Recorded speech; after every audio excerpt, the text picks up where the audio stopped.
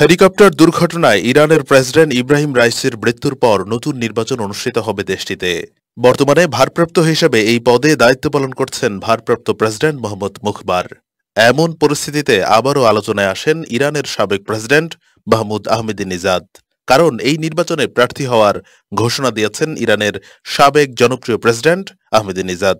Iran ইন্টারন্যাশনালের এক প্রতিবেদনে বলা হয়েছে, আহমেদিনেজাদের সমর্থকদের দ্বারা পরিচালিত দোলাদ বাহার নামে একটি টেলিগ্রাম চ্যানেল, এই চ্যানেলে সম্প্রচারিত এক ভিডিও বার্তায় নিজের আত্মবিশ্বাসের জানান দিয়ে আহমেদিনেজাদ তার সমর্থকদের উদ্দেশ্যে বলেছেন, পরিস্থিতি ভালোর জন্যই পরিবর্তিত হচ্ছে।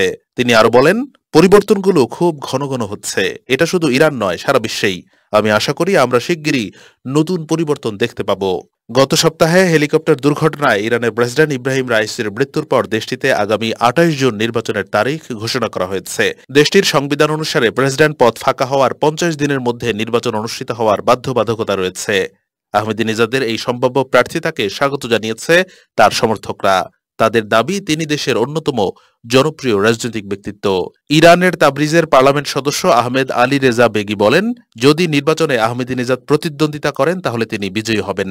অতীতের নির্বাচনের বিষয়টি তুলে ধরে তিনি আহমেদিনেজাদের প্রার্থিতা বাতিলের বিষয়ে সতর্ক করেছেন। দেশটিতে ২০১৭ এবং ২০২১ সালের প্রেসিডেন্ট নির্বাচনে সর্বোচ্চ নেতা আয়াতুল্লাহ খামেনির নেতৃত্বাধীন গার্ডিয়ান কাউন্সিল তার প্রার্থিতা বাতিল করেছিল।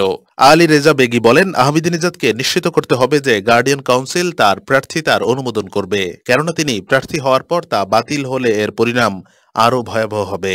২০১৭ সালে আহমেদিনেজাদের প্রার্থিতা বাতিল করা হয়েছিল। ওই সময় তিনি পুরো কাঠামোর সমালোচনা করেন, এমনকি প্রকাশ্যে সর্বোচ্চ নেতা আয়াতুল্লাহ খামেনিরও সমালোচনা করেছিলেন। তবে সাম্প্রতিক সময়ে তিনি নীরব ছিলেন। তাই অনেকে ধারণা করছেন এবার হয়তো এমনটি ঘটবে না, আর তিনি হবেন ইরানের পরবর্তী প্রেসিডেন্ট। আহমেদিনেজাদ ২০০৫ থেকে ২০১৩ সাল পর্যন্ত ২ মেয়াদে ইরানের প্রেসিডেন্ট ছিলেন।